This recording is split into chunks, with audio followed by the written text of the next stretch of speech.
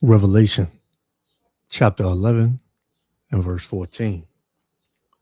The second woe is past, and behold, the third woe cometh quickly.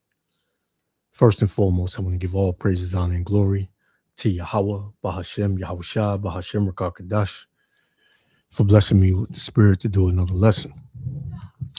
And trust and believe that this so-called ceasefire that the U.S. had with Iran was only to recuperate and to think of another strategic move to further their plans.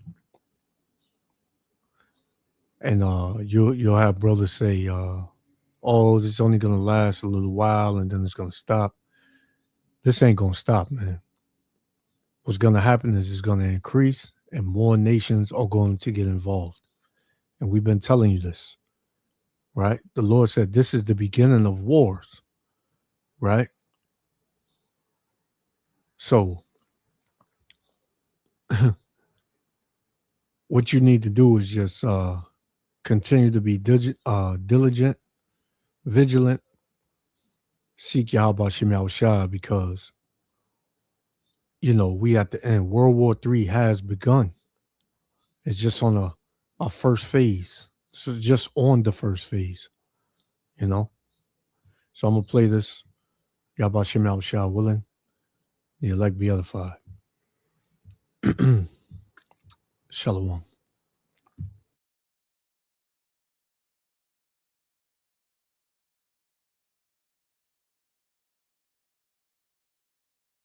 UK.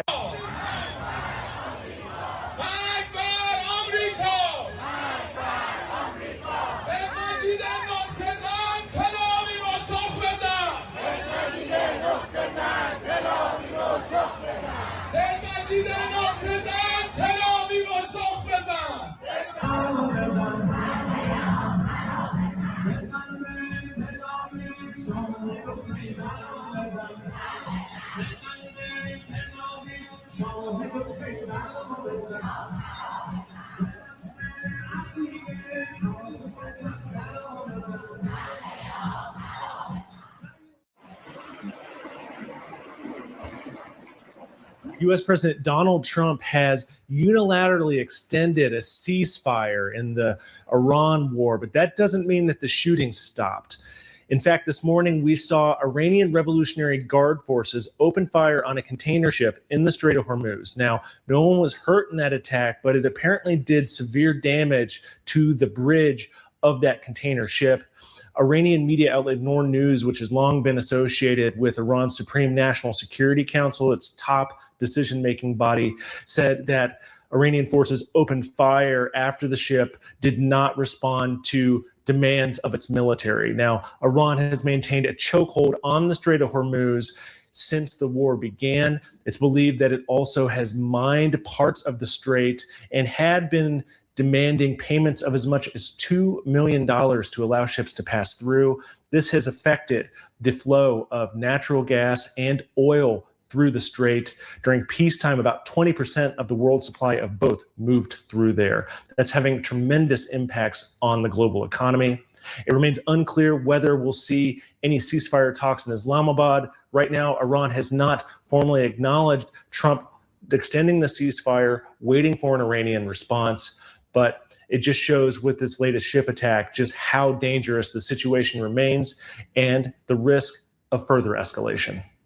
نیروی دریایی سپاه پاسداران در راستای کنترل هوشمند تنگه هرمز امروز صبح 2 فروند کشتی متخلف به نام‌های MSC فرانچسکا متعلق به رژیم صهیونیستی و شناور متخلف اپامینودس که بدون مجوز و با انجام تخلف‌های مکرر و دستکاری در سامانه‌های کمک ناوبری و به مخاطره انداختن امنیت دریانوردی قصد خروج مخفیانه از تنگه هرمز را داشتند، با اشراف اطلاعاتی رزمندگان نیرو شناسایی و در راستای احقاق حقوق ملت شریف ایران در تنگه هرمز متوقف نمود. بر اساس اطلاعیه سپاه این شناورها به منظور بررسی محموله و اسناد و مدارک به آبهای سرزمینی جمهوری اسلامی ایران منتقل شده است.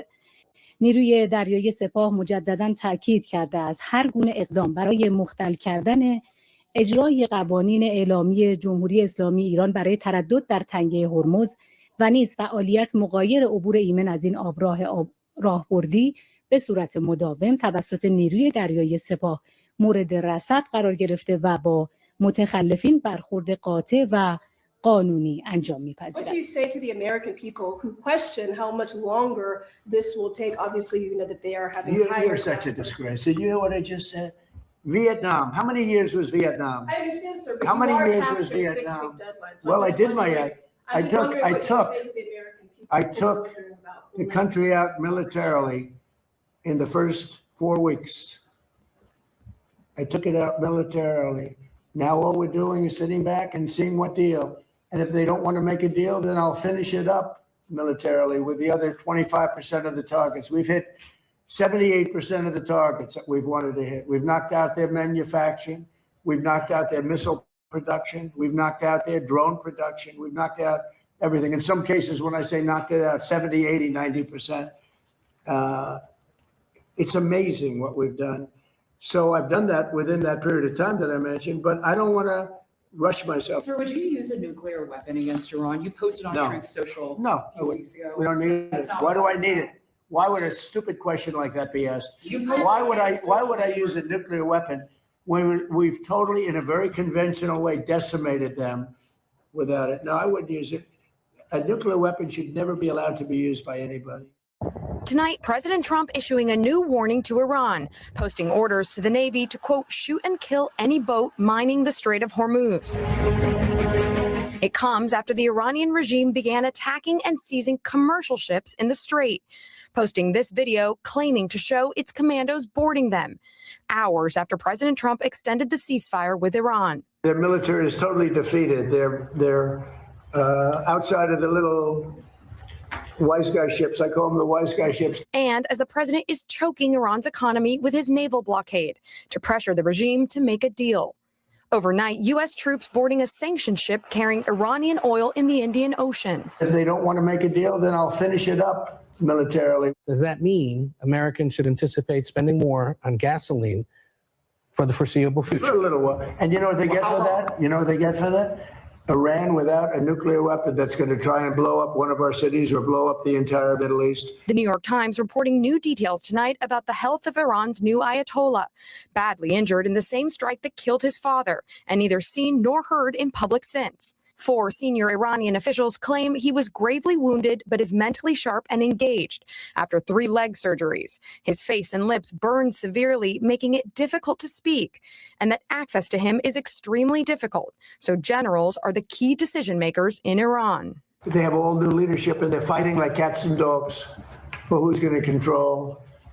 And because we've created a real mess for them. Late today, the president meeting with ambassadors from Israel and Lebanon as he looks to cement the ceasefire his administration brokered. Inside Lebanon, the IDF had targeted the Iranian-backed Hezbollah after that militia had attacked Israel.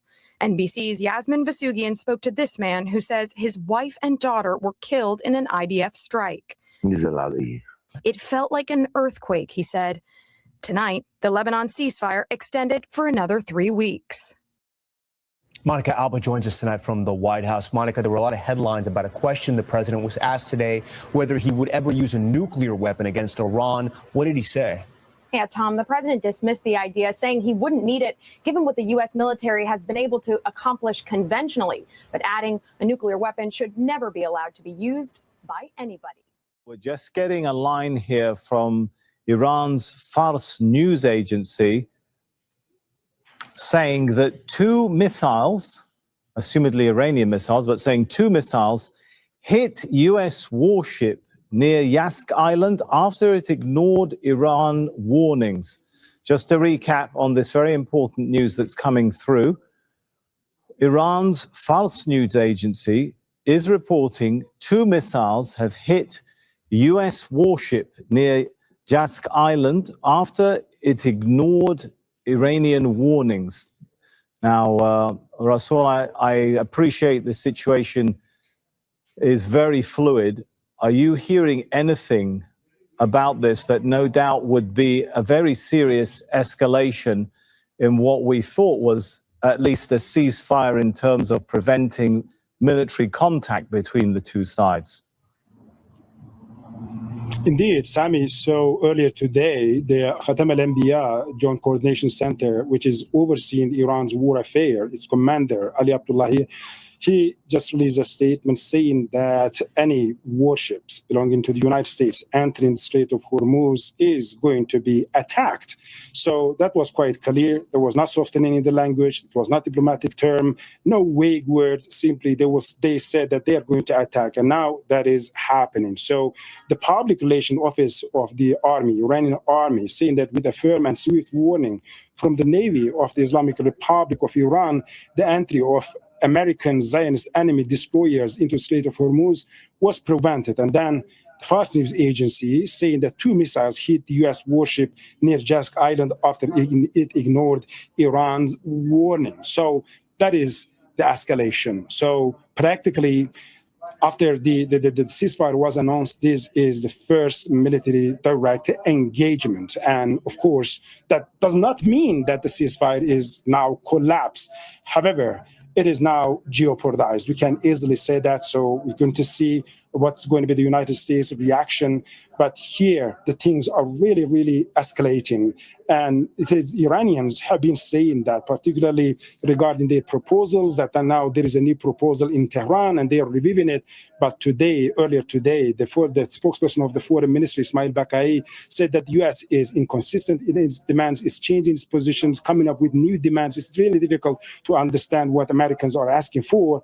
But rather, they say that it seems to us that the U.S. is not looking for the negotiation, not interested in the negotiations, but rather trying to find the justifications for another round of the war. And Iranians saying that they are still hoping that this diplomatic engagement is going to pave the way for a peace settlement. However, the possibility of the return of the conflict is very likely, and that Iran's armed forces are preparing accordingly. And so that now the Fast News Agency, which is associated with Iran's Revolutionary Guards, saying that the 2 missiles hit a warship, an American warship near Jask Island after it ignored Iranian warnings. This is quite something new. So the ceasefire is not collapsed officially. However, we can easily say that it is jeopardized. It's a very, very delicate situation now here, Sami. No doubt, Rasul. I'm sure we'll be coming back to you to get more updates on that. That's Rasul Sardar from the Iranian capital in Tehran. An investigation has revealed that Iranian strikes have damaged at least 16 sites used by the U.S. military in the Middle East. In other words, the majority of American positions in the region. Damage has been inflicted on high-value U.S. targets, raising questions about the Pentagon's footprint in the Middle East. CNN's Samara Kilbawi reports. Camp Buehring, Kuwait. American soldiers enjoying a karaoke night at one of the biggest U.S. military hubs in the Gulf.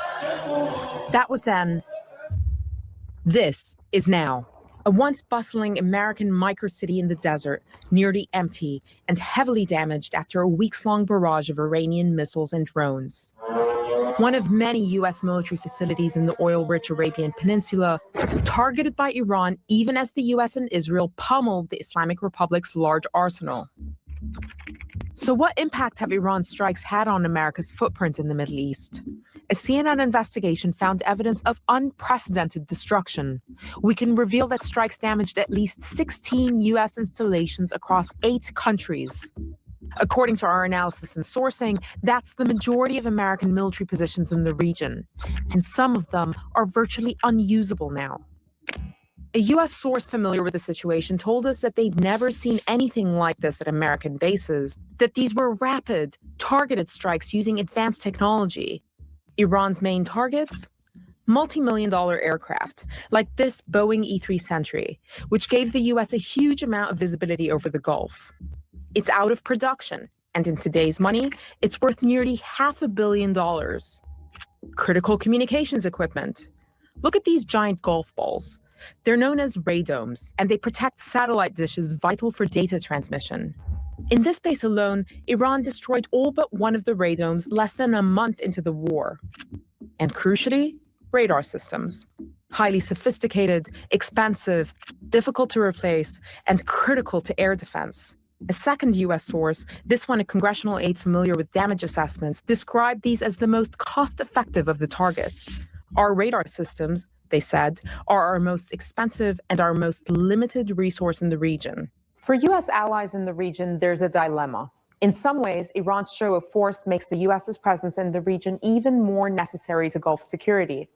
But there's a new reality here, which is that U.S. military installations, previously seen as formidable fortresses, have turned into sitting targets. As a Saudi source told me, the war has shown Saudi Arabia, that's the U.S.'s longest-standing Arab ally, that the alliance with the U.S. cannot be exclusive, and it is not, in their words, impregnable. To get a sense of just how vulnerable U.S. facilities have become, have a look at this. It's the war room at Qatar's El Udeid Air Base, the theater command and control hub for U.S. air power across 21 nations. Struck not just once, but twice, and according to a U.S. source, causing significant damage. The base had been largely evacuated at this point, and no casualties were reported. Iran's visibility over its targets has never been clearer. In 2024, according to the Financial Times, Tehran secretly acquired a Chinese satellite known as the TEE-01B, a massive upgrade from its own satellites. That means that Tehran went from looking at images of this quality to this. This is the first time America has fought an adversary with satellites that capture high-res imagery almost as detailed as its own. As the scale of the damage comes into focus, many will wonder whether America's presence, once a protective shield in the Middle East, has turned into its Achilles heel. Tamara Khablawi, CNN, London.